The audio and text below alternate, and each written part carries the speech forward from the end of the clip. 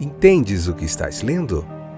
O podcast que te leva através das páginas da Bíblia, livro por livro, capítulo por capítulo. Uma exposição bíblica emocionante.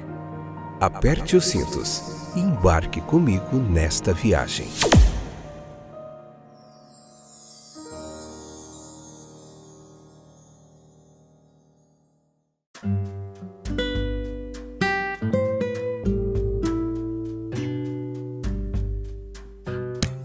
Olá, eu sou o Fábio e esse é mais um excepcional, fantástico, espetacular episódio do podcast Entendes o que estás lendo. Estamos de volta.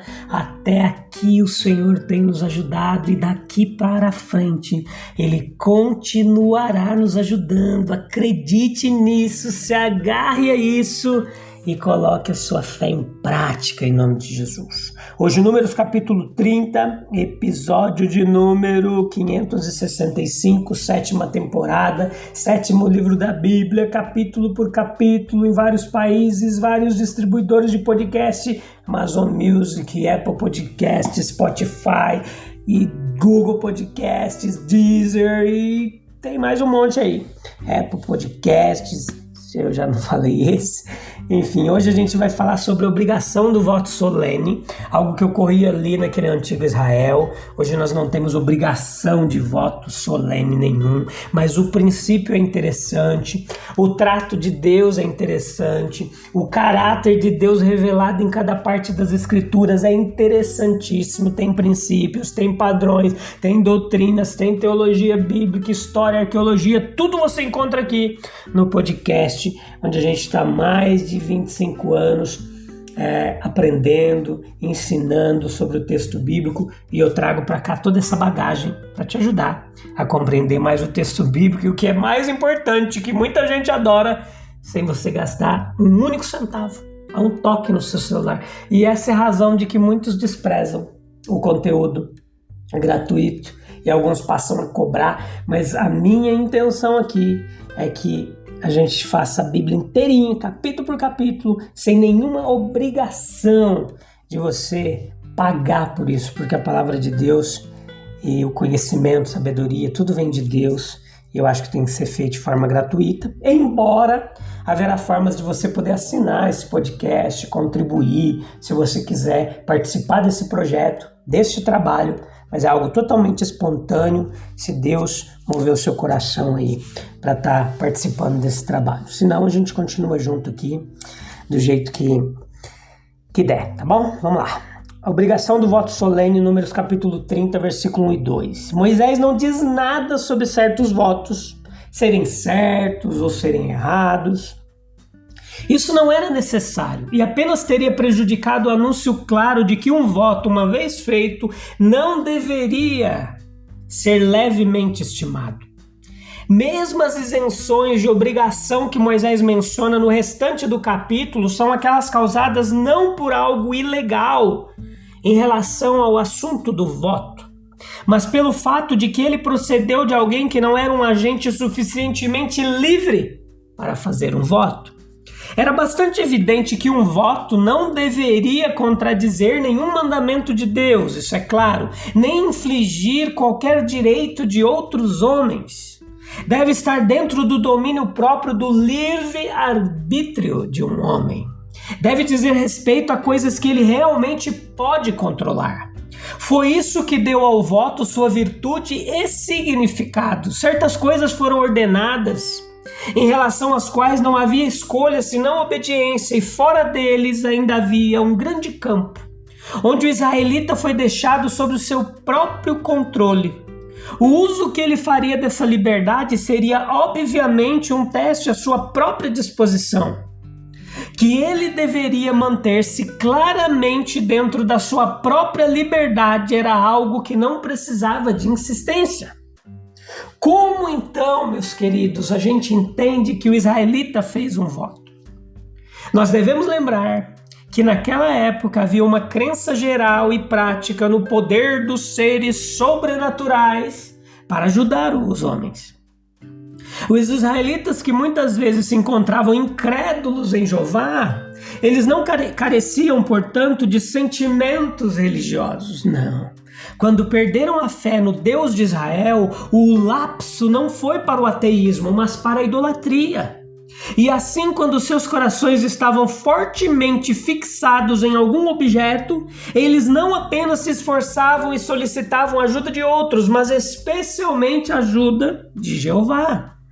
E assim como buscaram a ajuda de seus semelhantes sob a promessa de uma recompensa, eles buscaram a ajuda de Jeová sob uma promessa semelhante.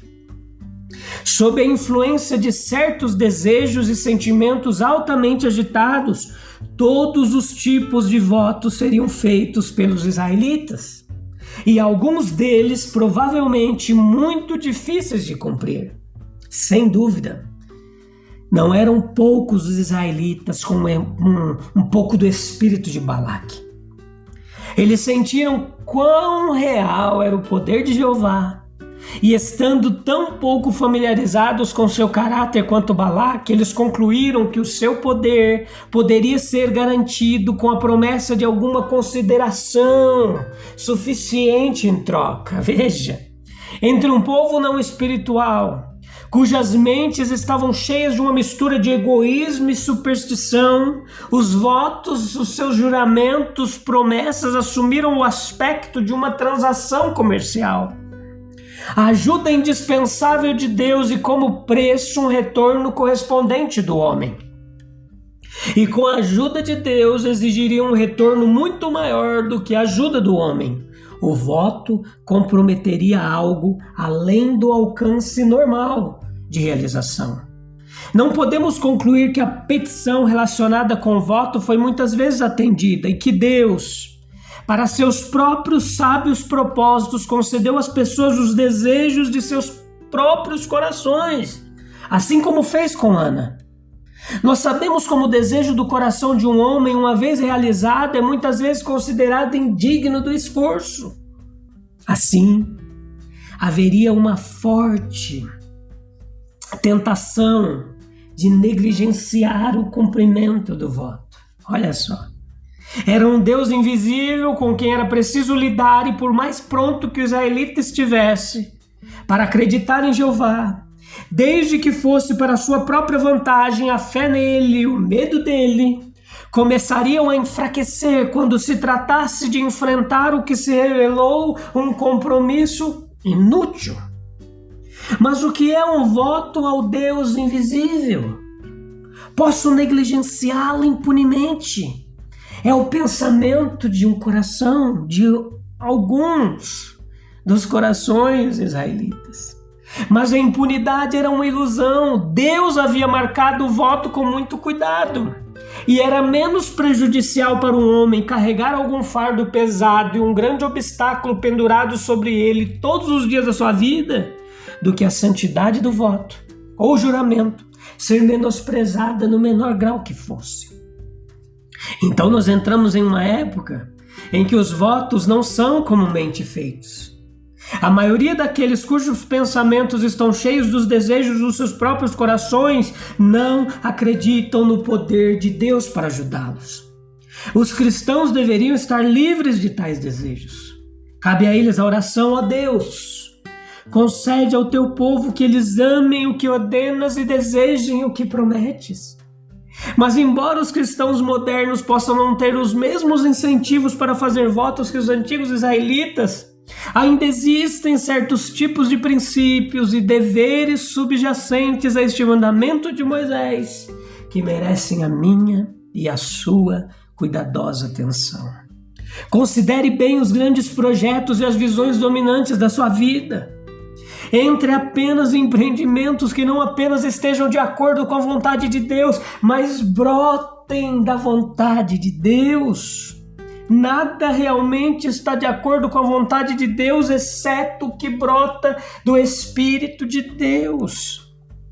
Quanto mais cedo descobrimos que a vida mais praticável e mais abençoada é de não sermos nossos próprios mestres, mas o que os apóstolos aprenderam a ser, servos do Senhor Jesus Cristo, melhor será para nós. Não iniciaremos então empreendimentos para os quais nos falta habilidade, os recursos e talvez a coragem para concluí-los. Esse mesmo mandamento de Moisés é uma sugestão das dificuldades que advêm de uma escolha errada. Sob a emoção, na ignorância da inexperiência, nós podemos assumir compromissos que mais tarde se tornarão um fardo e até uma maldição para as nossas vidas.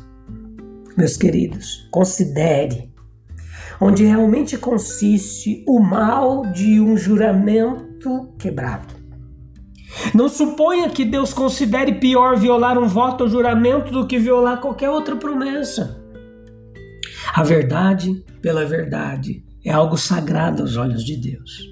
Nós temos um apelo solene, à presença universal e ao olho que tudo vê do Deus Todo-Poderoso. Se o voto é feito voluntariamente, se o voto é feito com evidente convicção, seriedade, sinceridade no modo de se expressar, é de grande utilidade para transmitir a verdade. Testemunha a força de tal apelo nos escritos de Paulo. O mal tem estado em forçar o juramento a todos os homens, independentemente da sua disposição. Nenhum juramento forçado tornará um mentiroso realmente verdadeiro. E nenhum juramento forçado pode tornar o homem verdadeiro algo mais do que verdadeiro. Fazer juramentos a um homem de veracidade é como segurar uma vela para fazer o sol brilhar. Como foi verdadeiramente dito, o juramento forçado faz com que o ignorante e o supersticioso pensem que existem dois tipos de verdade e que é inofensivo dizer sem juramento o que seria muito perverso dizer sob juramento. Cristo deseja que evitemos com igual cuidado os perigos da pressa e também da procrastinação. Não podemos começar tão cedo a considerar seriamente as reivindicações de Deus sobre nós. Mas somos advertidos contra mergulhar precipitadamente em obrigações que em breve poderão ser demais para nossos corações mundanos. É evidente que muitos são levados a professar a religiosidade, seja por um acesso de emoção que não pode ser sustentado e que na verdade seria inútil se pudesse ser sustentado, ou por uma consideração insuficiente de tudo que uma profissão de fé inclui. Deus impôs uma ordem solene aos filhos para honrarem pai e mãe. E vemos aqui quão cuidadoso ele foi em honrar ele próprio, a relação parental. Ele coloca tudo na forma de um voto, tudo que a filha de outra forma seria livre para escolher, sob o controle do pai. Ele não exige que nenhuma razão seja dada, basta o simples veto, desde que seja proferido na hora marcada. Leia lá o capítulo. O pai tinha uma responsabilidade que a filha não tinha. Era apropriado que Deus desse ao pai toda a ajuda possível para cumprir essa responsabilidade. Esse comando aqui do texto, ele exigiu muita vigilância por parte do pai, que se tornava responsável. Agir corretamente aqui exigia todo o âmbito do dever paterno.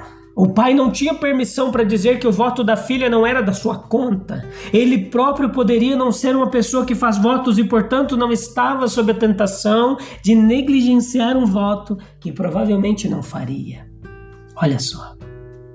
Mas mesmo que ele próprio fosse indiferente aos votos, ele certamente se interessaria pelo bem-estar da filha e faria o possível para protegê-la de dificuldades futuras. Sua vida limitada escondia de seus olhos muitas dificuldades. Não cabia a um pai expor-se nos dias posteriores à reprovação vinda dos lábios de sua própria filha. Não cabia a ele correr o risco de ouvi-la dizer: porque seu maior conhecimento, sua experiência não me protegeram de dificuldades que minha experiência não poderiam prever. Olha só, essa ordem exigiu muita consideração por parte do pai. Como Deus o honrou e se comprometeu a ajudá-lo em sua relação paterna, ele mesmo deveria honrar essa relação. Aquela relação da qual Deus tanto espera deve estar preparada para render muito em termos de cuidado, consideração. O pai pode pensar muito nos seus próprios desejos, muito pouco nas necessidades da filha ou dos filhos e muito pouco na vontade de Deus. O voto da filha poderia ser legítimo, útil, exemplar. Na verdade, como um voto de nazireu. Não bastava, portanto, que o pai recorresse à mera afirmação de autoridade. É uma coisa séria ofender um dos pequeninos. Uma coisa séria para qualquer um fazer, mas quão indescritivelmente sério quando a mão que derruba a pedra de tropeço é a de um pai. Não podemos ser impedidos de alcançar qualquer bem, exceto por nossa própria negligência. Deus nos encontrará em meio a todas as restrições que circunstâncias adversas possam nos impor. As reivindicações que surgem das relações naturais, das necessidades atuais da sociedade humana, são imperativos enquanto durarem e devem ser respeitadas, mas eles não durarão para sempre. Não seria necessário para Moisés distinguir entre votos certos e errados, dado que o foco era enfatizar que um voto, uma vez feito, não deveria ser subestimado. Pense comigo, meus queridos. Será que a tendência dos israelitas em fazer votos, buscando a ajuda de Deus, como uma transação comercial, reflete uma compreensão limitada e egoísta da espiritualidade? Será que a gente não está fazendo a mesma coisa muitas vezes? Prometendo coisas como se fosse uma transação comercial, uma barganha com Deus? Que a gente possa refletir. Vamos orar? Te convido para você buscar um lugar calmo e tranquilo, respirar fundo, calmar o seu coração de todas as preocupações, inquietações, aflições, incertezas, dúvidas. Colocar tudo no altar do Senhor. Oh, Papai querido, tem misericórdia de nós, nos ajuda em nossas dificuldades. Que possamos refletir sobre os princípios destacados por Moisés aqui no texto. Que a gente possa considerar cuidadosamente nossos compromissos, reconhecer a importância de honrar as relações familiares, com responsabilidade, com consideração, tomar cuidado com nossas promessas, com os nossos juramentos, nossos votos, que não sejam indolentes, egoístas, precipitados. Em nome de Jesus, abençoa meu irmão que tem ouvido esse podcast, meu amigo, minhas amigas, tanta gente boa aí, interessada em aprender mais da palavra de Deus. Que a bênção do Senhor seja sobre a vida de cada um, não só hoje, mas eternamente. Em nome de Jesus, eu te peço, te agradeço por tudo, Senhor. Até a próxima, meus queridos. A gente se vê no próximo episódio, se Deus quiser. Um abraço, até lá. Deus abençoe. Tchau, tchau.